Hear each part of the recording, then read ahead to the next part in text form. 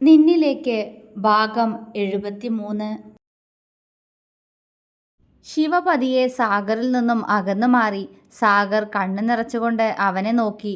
ശിവയുടെ കണ്ണുകളും ആകെ കലങ്ങി ചുവന്നിരുന്നു. ആ ചുണ്ടുകൾ ഉള്ളിലെ സങ്കടത്തിൻ്റെ തെന്ന പോലെ ആകെ വിറയ്ക്കുന്നുണ്ട്.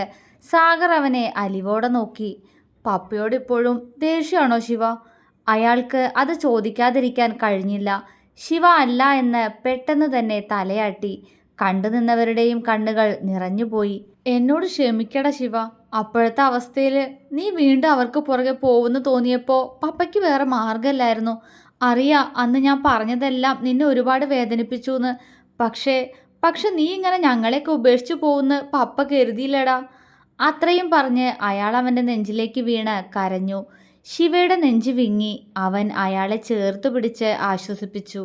അവർ രണ്ടുപേരും നിന്ന് കരയുന്നത് കണ്ടതും പാറുവും ഐശുവും കരഞ്ഞുകൊണ്ട് പെട്ടെന്ന് അവർക്കടുത്തേക്ക് വന്നു. മിത്ര അവർക്കടുത്തേക്ക് പോവാതെ മാറി നിന്നതേയുള്ളൂ. ഇപ്പോൾ അവർക്കിടയിൽ താൻ വേണ്ട എന്ന് അവൾക്ക് തോന്നി.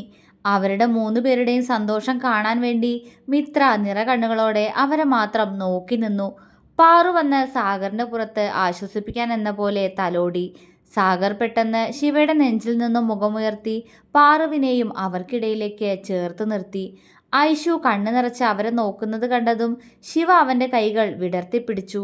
ആ ഒരു നിമിഷം കൊണ്ട് അവൾ അവൻ്റെ നെഞ്ചിലേക്ക് ചേക്കേറിയിരുന്നു. അവൻ 3 പേരെയും ഒരുപോലെ ചേർത്ത് പിടിച്ചു. എല്ലാവരും കരയുക തന്നെയായിരുന്നു. ആരോടും ദേഷ്യമല്ല പപ്പ.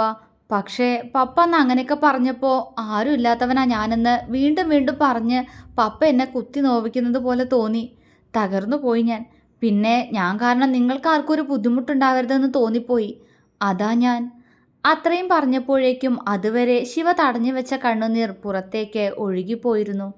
ക്ഷമിക്ക് ശിവ പപ്പയോട്. സാഗർ അത് മാത്രമേ പറഞ്ഞുള്ളൂ. കാരണം അവൻ്റെ വാക്കുകൾ അയാളെ അത്രത്തോളം വേദനിപ്പിക്കുന്നുണ്ടായിരുന്നു. സാരല്ല പപ്പ, ഇനി മാപ്പ് പറയല്ലേ, ശിവ അയാളോട് ഇടർച്ചയോടെ പറഞ്ഞു. സാഗർ മുഖമുയർത്തി അവൻ്റെ നെറ്റിയിൽ വാത്സല്യത്തോടെ ചുണ്ടമർത്തി. ശിവ അയാളെ വിങ്ങലോടെ നോക്കിക്കൊണ്ട് അയാളുടെ നെറ്റിയിലും ഒന്ന് ചുംബിച്ചു. കൂട്ടുകാരെ പോലെ കഴിഞ്ഞ ആ പപ്പയും മോനും വർഷങ്ങൾക്ക് ശേഷം വീണ്ടും ഒന്നിക്കുന്നത് കണ്ടു നിന്ന പാറുവിൻ്റെയും ഐശുവിൻ്റെയും മനസ്സ് നിറഞ്ഞു. പക്ഷേ ഒരുപാട് നേരമായി അവരെ നോക്കി നിന്ന മിത്രയ്ക്ക് അല്പനേരം കഴിഞ്ഞപ്പോൾ ഉള്ളിൽ എന്തോ ഒരു വേദന തോന്നാൻ തുടങ്ങിയിരുന്നു. ആരെങ്കിലും തന്നെയും അവർക്കിടയിലേക്ക് ചേർത്ത് നിർത്തിയിരുന്നെങ്കിലെന്ന് അവളുടെ മനസ്സും ആഗ്രഹിച്ചു തുടങ്ങിയിരുന്നു. പക്ഷേ അവർ അവരുടെ ലോകത്ത് മാത്രമാണ്. മിത്രയുടെ ചുണ്ട് വിതുമ്പിപ്പോയി. ഞാനെന്തിനു സങ്കടപ്പെടുന്നത്? അവർക്ക് എന്നെ ഇഷ്ടമാണല്ലോ. ഇപ്പോൾ വർഷങ്ങൾക്ക് ശേഷം ഒന്നിച്ചുകൊണ്ടല്ലേ അവരിങ്ങനെ സംസാരിക്കുന്നത്. അല്ലെങ്കിൽ എന്നെ അവരുടെ കൂടെ കൂട്ടിയനെ. അവൾ മനസ്സിൽ പലതും പറഞ്ഞ് സ്വയം സമാധാനിക്കാൻ ശ്രമിച്ചെങ്കിലും അവരെ 3 പേരെയും നോക്കവേ അവൾക്ക് താൻ തനിച്ചായതുപോലെ തോന്നിപ്പോയി. ഇനിയും അവരെ നോക്കി നിന്നാൽ താൻ ചിലപ്പോൾ ഉറക്കെ കരഞ്ഞു പോകുമെന്ന് തോന്നിയതും അവൾ പെട്ടെന്ന് തിരിഞ്ഞ് കിച്ചണിലേക്ക് നടന്നു. ശ്രീ. പെട്ടെന്ന് പുറകിൽ നിന്നും ശിവ അവളെ വിളിച്ചു. മിത്രയിൽ നിന്നും ഒരു തേങ്ങൽ ഉയർന്നു. അവൾ പുറകിലേക്ക് തിരിഞ്ഞു നോക്കി. തന്നെ നോക്കി പുഞ്ചിരിയോടെ തനിക്ക് നേരെ കൈവിടർത്തി പിടിച്ചു നിൽക്കുന്ന ശിവ. ഐശു അവൻ്റെ നെഞ്ചിൽ നിന്ന് അകന്നു മാറി അവളെ കുറുമ്പോടെ നോക്കുന്നുണ്ട്. മിത്ര വിതുമ്പലോടെ ശിവയെ നോക്കി. ഇങ്ങോട്ട് വാടി കുള്ളത്തി. ശിവ കുറുമ്പോടെ അവളെ വിളിച്ചു. അടുത്ത നിമിഷം മിത്ര തേങ്ങി കരഞ്ഞുകൊണ്ട് ഓടി വന്ന് അവൻ്റെ നെഞ്ചിലേക്ക് വീണിരുന്നു. ഐശു ചിരിയോടെ അവളുടെ ദേഹത്തേക്കും ചാഞ്ഞു. സാഗറും പാറുവും അങ്ങനെ തന്നെ നിന്ന് മിത്രയെ നോക്കി. കുശുംബി. ശിവ മിത്രയുടെ നെറ്റിയിൽ ചുംബിച്ചുകൊണ്ട് ചിരിയോടെ വിളിച്ചു. മിത്ര ചുണ്ടു പിളർത്തി അവനെ നോക്കി. അത് കണ്ട് ശിവ ഒന്നുകൂടി അവളെ തന്നിലേക്ക് ചേർത്തു പിടിച്ചു. 4 പേരും എല്ലാം മറന്ന് ചേർന്ന് നിന്ന കുറച്ച് നിമിഷങ്ങൾ. മിത്ര കണ്ണടച്ച് ശിവയുടെ നെഞ്ചിൽ ചേർന്ന് നിൽക്കുകയാണ്. സാഗർ പതിയെ ശിവയിൽ നിന്നും അകന്നു മാറി. അവൻ അയാളെ സംശയത്തോടെ നോക്കി. അയാൾ അവനെ നോക്കി കണ്ണു ചിമ്മി പാറുവിനെയും കൂട്ടി കിച്ചണിലേക്ക് നടന്നു. പിറകെ തന്നെ ഐശുവും പോയി. ഇപ്പോൾ ഹാളിൽ മിത്രയും ശിവയും മാത്രമാണുള്ളത്. അവരൊന്നും പോയതറിയാതെ മിത്ര ശിവയെ ചുറ്റിപ്പിടിച്ച് കണ്ണടച്ച് നിൽക്കുകയാണ് ഇപ്പോഴും. ശിവ തല താഴ്ത്തി അവളെ നോക്കി. പെണ്ണിപ്പോഴും അതേ നിൽപ്പാണ്. ശിവ ചിരിയോടെ ഹാളിൽ നിന്നും ചുറ്റുമൊന്ന് കണ്ണോടിച്ചു. ഇല്ല, ആരുമില്ല. കള്ളച്ചിരിയോടെ അവൻ പെട്ടെന്ന് അവളുടെ ടീഷർട്ട് അല്പം ഉയർത്തി അവളുടെ നഗ്നമായ ഇടുപ്പിൽ കൈയമർത്തി. മിത്ര വിറച്ചുകൊണ്ട് കണ്ണു തുറന്ന് അവനെ നോക്കി. എന്താടി ഉണ്ട കണ്ണി നോക്കുന്നേ? എന്താ അവിടെ മാറിന്ന് ഞങ്ങളിങ്ങനെ നോക്കി പരിഭവത്തോടെ എന്തൊക്കെയോ പറയുന്നുണ്ടായിരുന്നല്ലോ. അവൻ കുറുമ്പോടെ ചോദിച്ചു. എന്നെ മറന്നില്ലേ? ഞാൻ തനിച്ചായി അതാ, അവൾ പറഞ്ഞു. ആര് പറഞ്ഞു നിന്നെ മറന്നൂന്ന്? അങ്ങനെ ദത്തേട്ടൻ എൻ്റെ സ്ത്രീയെ മറക്കുവോ? അവൻ ചോദിച്ചു. പിന്നെന്തെന്നെ നോക്കാഞ്ഞേ? അവൾ കണ്ണുരുട്ടി. ആരു പറഞ്ഞു നോക്കിയില്ലാന്ന്? അവരെ ചേർത്ത് പിടിച്ച് നിൽക്കുമ്പോഴും ഞാൻ എൻ്റെ പെണ്ണിനെ അല്ലേ നോക്കിയത്? അവൻ ചോദിച്ചു. ഞാൻ കണ്ടില്ലല്ലോ എന്നിട്ട്? അവൾ ചുണ്ടുകോട്ടി. ആഹാ, കണ്ടില്ലേ? നോക്കിയാലേ കാണൂ. അല്ലാതെ ഞാനിവർക്കിടയിൽ ഇപ്പോൾ ഒരു അധികപ്പറ്റാന്നൊക്കെ ചിന്തിച്ചു നിന്ന് മോങ്ങിയ എങ്ങനെ കാണാനാ? അവൻ അവളുടെ ഇടുപ്പിൽ അമർത്തി പിടിച്ചുകൊണ്ട് ചോദിച്ചു. ദത്തേട്ടാ വിട്, ഇത് ഹാളാ. അവൾ വെപ്രാളത്തോടെ ചുറ്റും നോക്കി. ആരുമില്ലടി ഇവിടെ. അവരൊക്കെ എൻ്റെ ഉണ്ടക്കണ്ണി എൻ്റെ അടുത്തേക്ക് വന്നപ്പോൾ തന്നെ പോയി. ശിവയിൽ കള്ളച്ചിരി. ദത്തേട്ടാ. മിത്ര ചിണുങ്ങിക്കൊണ്ട് അവൻ്റെ നെഞ്ചിലേക്ക് മുഖം പൂഴ്ത്തി. ശിവ ചിരിയോടെ അവളെ ചുറ്റിപ്പിടിച്ച് അവളുടെ നെറ്റിയിൽ ചുണ്ടമർത്തി.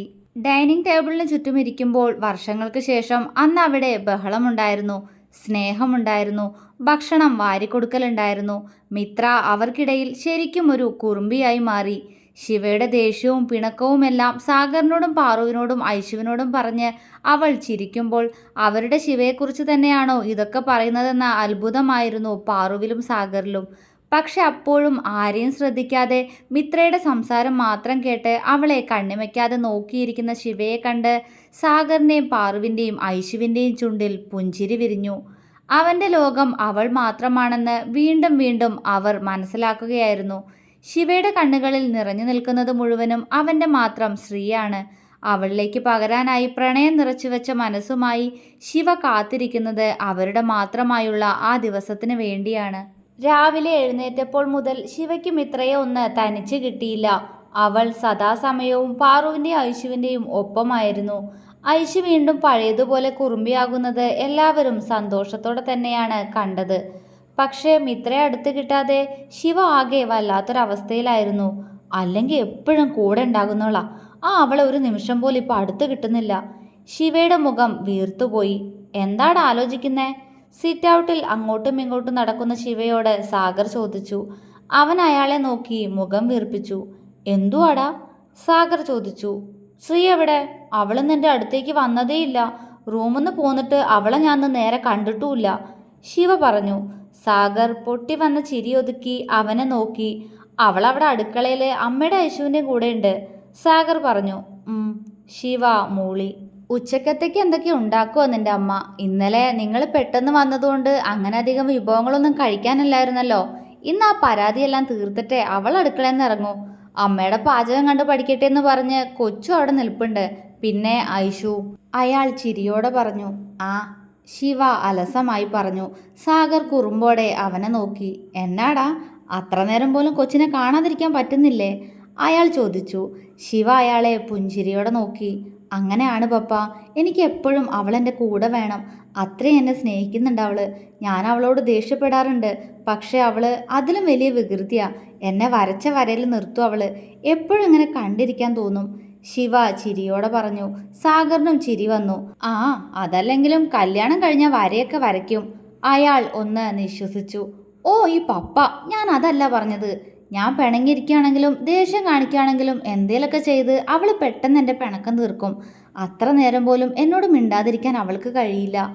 അവളുടെ കാര്യം പറയവേ ആർദ്രമായി പോയി ശിവയുടെ ശബ്ദം. സാഗർ സിറ്റ് ഔട്ടിലുള്ള ചെയറിലിരുന്നു. ഇരിക്ക് ശിവ, അയാൾ പറഞ്ഞു. ശിവയും അവിടെയുള്ളൊരു ചെയറിലിരുന്നു. ഇത്രയും വർഷം? അയാൾ മുന്നോട്ട് നോക്കിക്കൊണ്ട് ശിവയോട് ചോദിച്ചു. ജീവിച്ചു. കാശി ഉണ്ടായിരുന്നു കൂടെ. അവനും മറുപടി പറഞ്ഞു. ഒരിക്കൽ പോലും ഞങ്ങളെന്ന് കാണുമെന്ന് തോന്നിയില്ലേ? അയാൾ വേദനയോടെ ചോദിച്ചു. ഞാൻ കാണുന്നുണ്ടായിരുന്നല്ലോ, പക്ഷേ എന്നെ ആരും കണ്ടിരുന്നില്ല എന്ന് മാത്രം. ശിവ പുഞ്ചിരിച്ചു. അയാൾ അത്ഭുതത്തോടെ അവനെ നോക്കി. അന്ന് ഒരുപാട് വേദന തോന്നിയിരുന്നു പപ്പ എനിക്ക്. ഞാനൊരു അനാഥനാണെന്ന് വീണ്ടും ഓർമ്മ വന്ന ദിവസം. പിന്നീടുള്ള എൻ്റെ ജീവിതം അതൊരിക്കലും നിങ്ങളാരും ഒരിക്കലും പ്രതീക്ഷിക്കാത്ത രീതിയിലായിരുന്നു. ഒരുപാട് തെറ്റുകൾ ചെയ്തിട്ടുണ്ട്. ജീവിക്കാൻ ആഗ്രഹമില്ലായിരുന്നു. പക്ഷെ അതിനിടയിൽ എൻ്റെ സ്ത്രീയെ കണ്ടുമുട്ടി. അന്ന് തൊട്ട് വീണ്ടും ജീവിക്കണമെന്ന് തോന്നി. ഞാനൊരു അനാഥനാണെന്നത് അവൾക്ക് എന്നോടുള്ള ദേഷ്യമാവുമെന്ന് ഞാൻ കരുതി. പറയാതെ പ്രണയിച്ചു ഞാൻ. പക്ഷെ അവളുടെ കണ്ണുകളിൽ എന്നോടുള്ള പ്രണയം കണ്ട നിമിഷം അവിടെ നിന്നായിരുന്നു സത്യത്തിൽ വീണ്ടും ഞാൻ ജീവിക്കാൻ തുടങ്ങിയത് പപ്പ. അത്രയും പറഞ്ഞുകൊണ്ട് അവൻ അയാളുടെ മുഖത്തേക്ക് നോക്കി. ഇരുവരുടെയും കണ്ണുകൾ നിറഞ്ഞിരുന്നു. വിച്ചു, എൻ്റെ ഫ്രണ്ട്, പിന്നെ അജു, വിശ്വ, അക്കു, കാശി, ഇവർക്കൊപ്പമായിരുന്നു ശിവയുടെ മുന്നോട്ടുള്ള ജീവിതം. പക്ഷെ ഇടയ്ക്കെപ്പോഴോ ഒരു ചതി. അക്കു, അവനില്ല ഇന്ന്. അവൻ്റെ സ്വരം ഇടറി. സാഗർ അവനെ പകപ്പോടെ നോക്കി.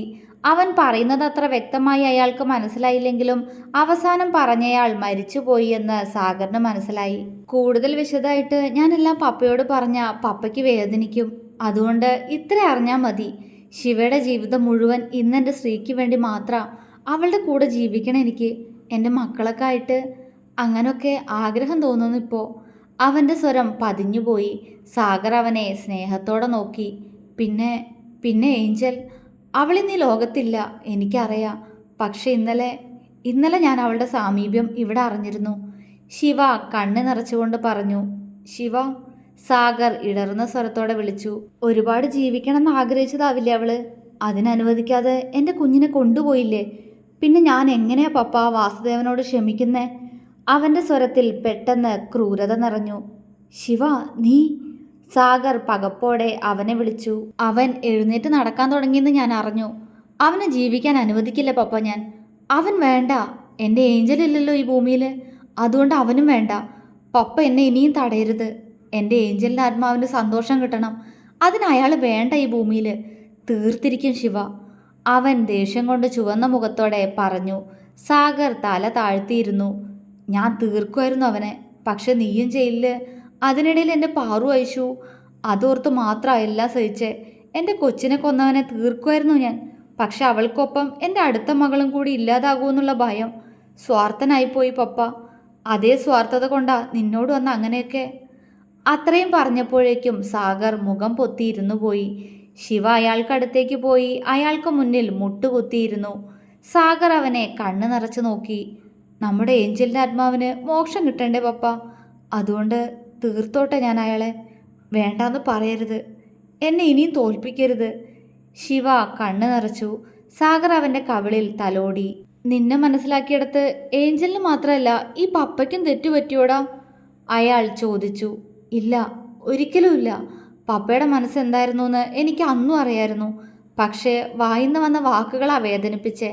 അല്ലാതെ എൻ്റെ പപ്പ ഒരിക്കലും എന്നെ മനസ്സിലാക്കാതിരുന്നിട്ടില്ല. അത്രയും പറഞ്ഞുകൊണ്ട് ശിവ അയാളുടെ മടിയിലേക്ക് തലവെച്ചു. സാഗർ അവൻ്റെ തലമുടിയിൽ തഴുകി. അവൻ വേണ്ട ശിവ, തീർത്തേക്ക്. സാഗറിൻ്റെ ഉറച്ച സ്വരം ശിവ കേട്ടു. പപ്പ, അവൻ ഞെട്ടലോടെ വിളിച്ചു. തീർത്തേക്ക് ശിവ, അയാൾ വീണ്ടും പറഞ്ഞു. ശിവ ചിരിച്ചു ക്രൂരമായി. ആഹാ, പപ്പയും മോനും കൂടി ഇവിടെ എന്താ പരിപാടി? അവരുടെ രണ്ടുപേരുടെയും ഇരിപ്പ് കണ്ടുകൊണ്ട് സിറ്റ് ഔട്ടിലേക്ക് വന്ന പാറു ചിരിയോടെ ചോദിച്ചു. ശിവയും സാഗറും പെട്ടെന്ന് കണ്ണുകൾ തുടച്ചു. ശിവയുടെ കണ്ണുകൾ പാറുവിന് പുറകിൽ നിൽക്കുന്ന മിത്രയിലേക്ക് നീണ്ടു. പൊടുന്നനെ അവൻ്റെ കവിൾ വീർത്തു. അവൻ നിലത്തുനിന്നും എഴുന്നേറ്റ് തിണ്ണയിൽ പോയിരുന്നു. മിത്ര അവനെ സംശയത്തോടെ നോക്കി. ഏട്ടാ, ഐഷു അവനെ വിളിച്ചുകൊണ്ട് ശിവയുടെ അടുത്ത് വന്നിരുന്നു. എന്തോ? അവൻ അവളുടെ കവിളിൽ തലോടി. ഏട്ടാ, ഏട്ടനെ എങ്ങനെ ഈ പെണ്ണിനെ സഹിക്കുന്നേ? എന്തൊരു നാവ അവൾക്ക്, ഏതു നേരവും ചെലാന്ന് പറഞ്ഞോണ്ട്. ഐഷു മിത്രയെ കളിയാക്കി. സാഗറും പാറുവും അവൾ പറയുന്നത് കേട്ട് ചിരിച്ചു. ഐഷു, മിത്ര അവളെ കലിയോടെ വിളിച്ചു. ഞാൻ വെറുതെ പറഞ്ഞതാടി. ഐഷു ഇളിയോടെ പറഞ്ഞുകൊണ്ട് മിത്രയെ പിടിച്ച് അവളുടെ അടുത്തിരുത്തി. ദത്തേട്ടന് എന്താ പറ്റിയേ? മുഖമൊക്കെ ആകെ വീർപ്പിച്ച് വെച്ചിരിക്കുന്ന എന്തിനാ? ശിവയെ നോക്കി മിത്ര സംശയത്തോടെ ചോദിച്ചു. ശിവ അവളെ കൂർപ്പിച്ചു നോക്കി. മിത്ര പെട്ടെന്ന് അവൻ്റെ അടുത്ത് പോയിരുന്നു. എന്താ ദത്തേട്ടാ? അവൾ വീണ്ടും ചോദിച്ചു.